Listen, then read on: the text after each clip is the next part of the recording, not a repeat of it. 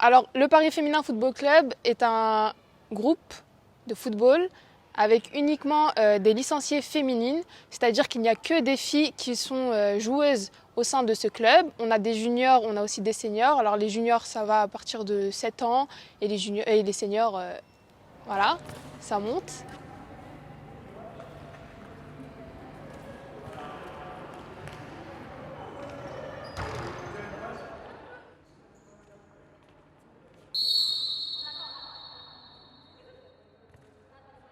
En juin 2021, nous avons décidé de tourner une série documentaire sur le football et le futsal féminin. Nous avons voulu réunir des pionnières du football français avec des joueuses actuelles et de demain pour les aider à se faire une passe décisive. En liant ces différentes générations, nous voulions voir l'évolution du football féminin d'hier et construire celle de demain. C'est avec tout cela en tête que nous sommes allés à la rencontre du PFFC et d'Annie Fortems et Sandrine Soubeyran, pionnières du football féminin français. Si vous me demandez l'évolution récente ou alors l'évolution sur l'histoire des 50 ans du football féminin, je vais déjà répondre aux 50 ans brièvement. Ça a été très très lent. C'est-à-dire les 40 premières années ont été poussives, lentes. Les footballeuses ont subi un énorme désintéressement des institutions. Carrément agi pendant les 30 premières années, un peu moins forte, les résistances un peu moins fortes sur entre les 30 et les 40 premières années. Le football féminin a déjà existé dans les années 20, mais elles n'ont pas tenu, elles ont tenu 15 ans. Donc quand les filles ont souhaité à nouveau jouer au foot, c'est à la fin des années 60. Dans les années 68-69, c'est les Rémoises. On doit énormément, toute footballeuse en France doit énormément aux Rémoises. Donc les Rémoises qui en 68-69 ont créé, je dirais un peu sur un coup de poker, sur un peu par hasard, puisque c'était dans le cadre d'une kermesse. Mais enfin, le club a été créé à Reims. Il y a aussi en Alsace, il y avait des clubs déjà qui existaient. Donc les Alsaciennes et les Marnaises, les Rémoises, ont fait énormément pour le football féminin. Donc elles ont recréé à nouveau le football féminin. Après, il y a eu la création de clubs emblématiques, les équipes comme Juvisy qui sont arrivées en 71, mais il y a aussi Soyaux qui sont arrivés à la même époque, il y a Lyon, il y a Saint-Germain. Ça a été la deuxième étape. C'est les clubs emblématiques qui ont porté sur tout le territoire le football féminin. La création du championnat de France. Après la création de la Coupe du Monde dite officielle en 91, après discipline olympique en 96, enfin on voit l'évolution, mais ça a pris 40 ans, quoi. Ça paraît quand on le dit facile, mais non, ça n'a pas été.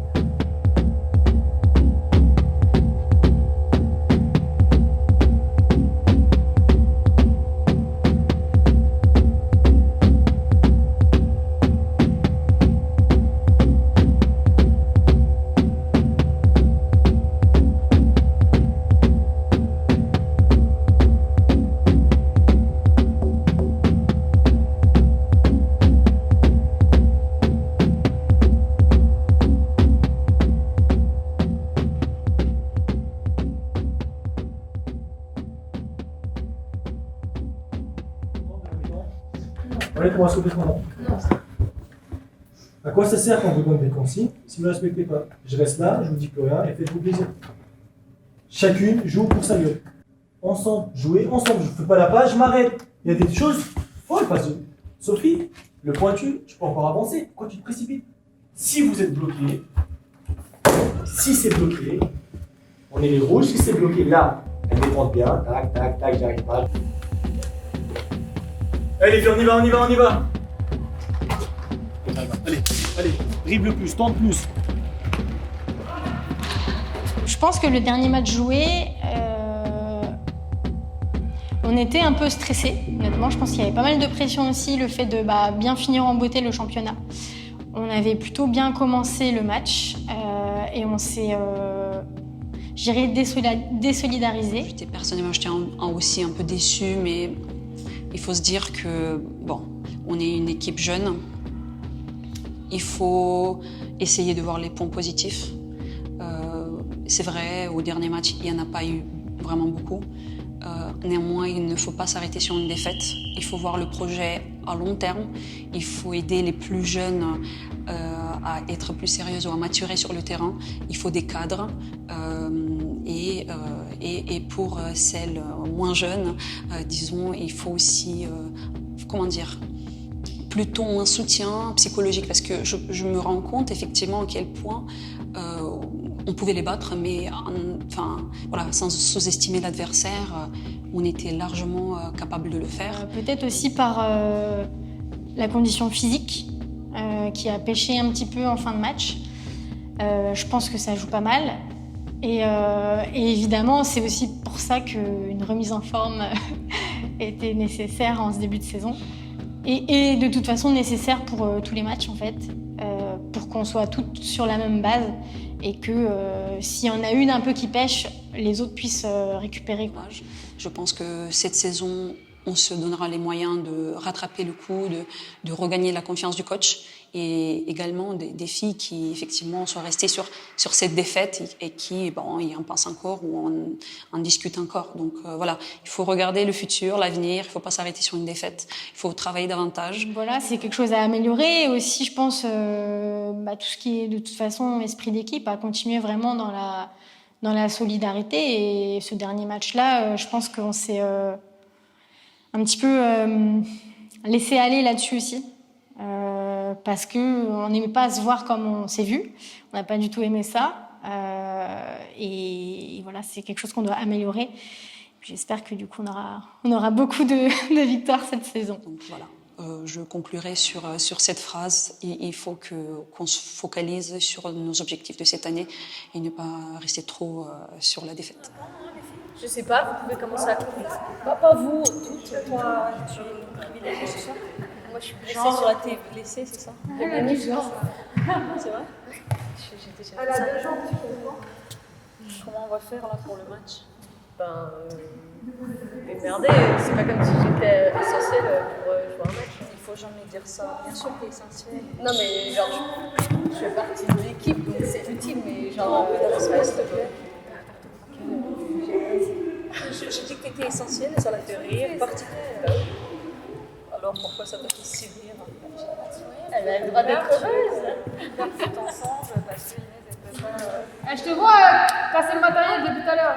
C'est pas mal. Mais oui, on est en train de se faire forte. Allez les filles, toutes ensemble. Allez. Allez. Tu veux savoir? C'est vrai?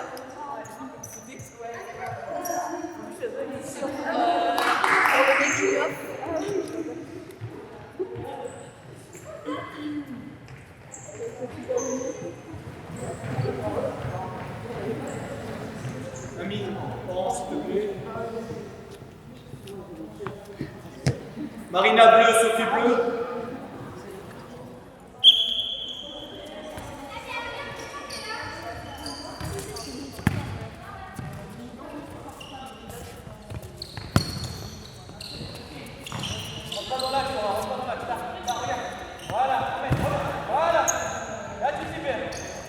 Donc, je suis une passionnée du foot depuis le plus jeune âge, 7-8 ans, et j'en fais un peu de manière, disons, un peu plus sérieuse depuis quelques années, donc depuis 2019.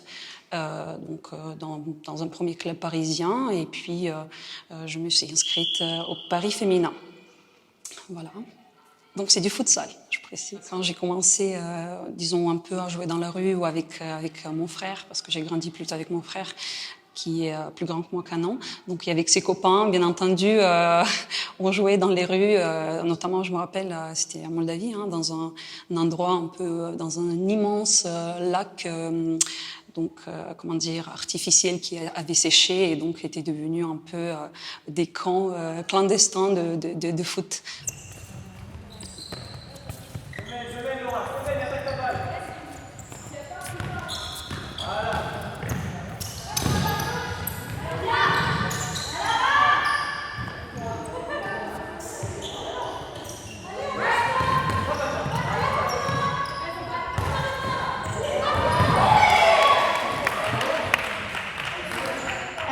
j'ai commencé le foot quand j'étais jeune, à 10 ans. J'ai commencé à jouer avec les garçons jusqu'à 14 ans. Et après, j'ai rejoint une équipe 100% féminine à 14 ans jusqu'à mes 18 ans. Et après, donc, j'ai arrêté pendant pendant 8 ans le foot. Et après, j'ai repris au PFFC sur Paris. Donc moi, j'ai changé de mixte, donc je jouais avec les garçons pendant 4 ans en gros, à une équipe féminine parce que à mon époque, il n'y avait plus le droit de jouer à partir de 14 ans avec les garçons. Donc on devait aller jouer avec les filles et ça m'arrangeait bien. Donc j'ai rejoint les filles et ça a changé totalement ma manière de voir le foot, puisque avec les garçons, c'était un petit peu plus compliqué. Je me sentais beaucoup plus isolée. C'était plus difficile, par exemple, de s'intégrer dans le groupe, même si c'était mes amis d'école. Mais c'était plus compliqué pour rien que recevoir des passes ou sentir la confiance des coéquipiers. Alors qu'avec les filles, pour le coup, ça a été totalement une intégration réussie et ça a changé vraiment la donne de l'esprit d'équipe, quoi. Et je l'ai vraiment trouvé là-dedans. Les expériences de Laurie et Marina sont communes pour beaucoup de femmes de leur génération. D'une pratique de récréation à un jeu en club entre femmes, rares sont celles qui jouent en pro aujourd'hui. Et celles qui le sont doivent encore se battre pour leur légitimité malgré un combat qui dure depuis des décennies. Le football féminin a connu une évolution favorable ces dernières années, mais doit aujourd'hui passer un nouveau cap. Moi, quand j'ai découvert l'équipe nationale, c'était la première fois que l'équipe nationale se qualifiait pour un championnat d'Europe, donc c'était en 97, donc ça c'est plutôt, on va dire que c'est le premier tournant. Et depuis, sur chaque compétition, en tout cas européenne, on s'est toujours qualifié. Donc en fait, le fait que l'équipe nationale participe à une compétition internationale, enfin un championnat final, ça permet de structurer le haut niveau, de le développer et de se confronter à ce qui se fait de mieux. Une étape importante aussi, c'est l'arrivée de Jean-Michel Aulas, l'arrivée de Jean-Michel Aulas, de Nicolin à Montpellier, de Jean-Michel Aulas dans le football, à un moment où la FFF ronronnait gentiment, quoi. Ça ronronnait depuis un moment. Et Jean-Michel Aulas, ils ont mis un coup de pied dans la fourmilière, quoi. Ils ont décidé d'investir dans le football féminin. Et c'est là que ça a pris une dimension exponentielle. Bon, après, il y a 10 ans après, l'arrivée de Noël Le Graët, qui lui, Jean-Michel Aulas a donné un coup d'accélérateur à Lyon et dans le football féminin français. Noël Le Graët et Brigitte Henriquez, eux, c'est institutionnel et c'est ce qu'il fallait. Il fallait que l'institution s'empare de cette énergie de Nicolin et de Jean-Michel Aulas pour drainer tout le territoire et développer sur tout le territoire le football féminin. Ce qu'ils ont fait en 10 ans, hein. Ils sont passés je crois qu'on est passé de 80 000 à 200 000 footballeuses en 10 ans. Après, il y a eu une petite rupture parce qu'on ne s'est pas qualifié pour les Jeux Olympiques et c'était une compétition nouvelle aussi. Puis on a aussi manqué la qualification pour la Coupe du Monde 2007. Donc là, c'est vrai que même si on avait fait le championnat d'Europe, je pense que ce qui se faisait de mieux, c'était la Coupe du Monde et les Jeux Olympiques et on n'avait pas participé. Je dirais qu'à partir de 2009, on a fait toutes les compétitions qui pouvaient se faire. Dans le temps, je dirais, ils ont rattrapé 30 ans de retard, quoi. 30 ans de retard, quasiment 10 ans de temps, avec évidemment le point d'orgue extraordinaire qui a été la Coupe du Monde en 2019. Est-ce qu'on a mis tout en œuvre pour se permettre d'avoir une pratique on va dire de la préformation ou de l'école de foot au très haut niveau? Est-ce que la Coupe du Monde, finalement, est-ce que l'héritage de la Coupe du Monde aura un impact dans 7-8 ans ou est-ce que c'est le plan qu'avait mis la fédération il y a 7-8 ans ou 9 ans qui donne encore ses fruits? Mais est-ce qu'on a un nouveau projet? Point d'interrogation, je n'ai pas la réponse. On dit qu'il n'y avait pas assez de clubs féminins, spécial féminins, ou encore chez les clubs qui regroupent féminins et masculins, on délaissait souvent les féminines pour s'occuper principalement des masculins, enfin des garçons quoi, ce qui était un petit peu gênant pour les filles qui délaissaient quasiment le football juste à cause cette discrimination, on va dire. Du coup, ce club, il est fait uniquement pour les féminines. On s'occupe uniquement des féminines et ce qui est agréablement chouette pour elles parce qu'elles ne se sentent pas délaissées. On est autour d'elles, on les accompagne, on leur apprend, on leur explique et on les accompagne pour peut-être voir une évolution future.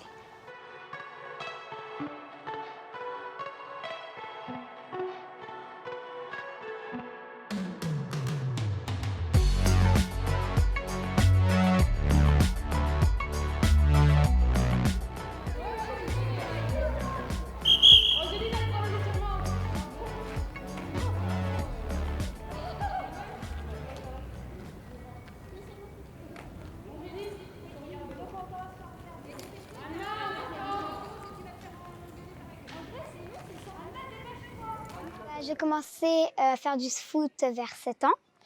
Et pourquoi? Parce que à l'école, donc je jouais au foot et je me suis dit que j'aimais bien le foot, que j'étais active et que je prenais la balle, tout et tout. Alors du coup, j'ai cherché un club de foot, mais il y avait que des garçons et moi je voulais pas être avec des garçons parce que les garçons souvent ils poussent, ils critiquent les filles pour le foot, ils disent que c'est pas bien ce qu'ils font. Et du coup, là, j'ai trouvé ce club et je me sens mieux avec les filles. J'ai commencé à aimer le foot quand j'avais 11 ans avec la Coupe du Monde des garçons en Russie. Et après, donc pendant un an, je me suis vachement intéressée au foot, etc. Et j'ai commencé un an après, donc j'avais 13 ans et je me suis du coup inscrite au Paris Féminin Football Club. En fait, j'ai commencé à connaître des joueuses de l'équipe de France avec la Coupe du Monde des filles en 2019. Puisque pendant toute l'année où je me suis intéressée au foot après, je m'intéressais surtout aux garçons. Et ça a été donc après la Coupe du Monde 2019 que j'ai commencé à suivre aussi les scores des filles, etc. Et du coup à vouloir jouer moi-même au football. Quand j'étais plus petite, je voyais que des matchs masculins. Et je me disais du coup qu'il n'y avait aucune fille qui pouvait être plus forte que les garçons, que les hommes. Et au fur et à mesure, quand je suis rentrée dans le club, je me suis dit qu'en fait, il n'y a pas vraiment de différence entre les garçons. Parce que les hommes, ils ont bien commencé par commencer. Et du coup, ils étaient comme nous, en fait. Je leur dis aux petites footballeuses et à toutes les petites filles, demandez, exigez, autorisez-vous, quoi qu'il arrive, quoi qu'il arrive. C'est-à-dire, soyez légitimes dans tout parce que vous l'êtes, en fait. Avec du talent, avec du travail, et si on est passionné, souvent, on n'est pas loin de la vérité. Allez, regardez.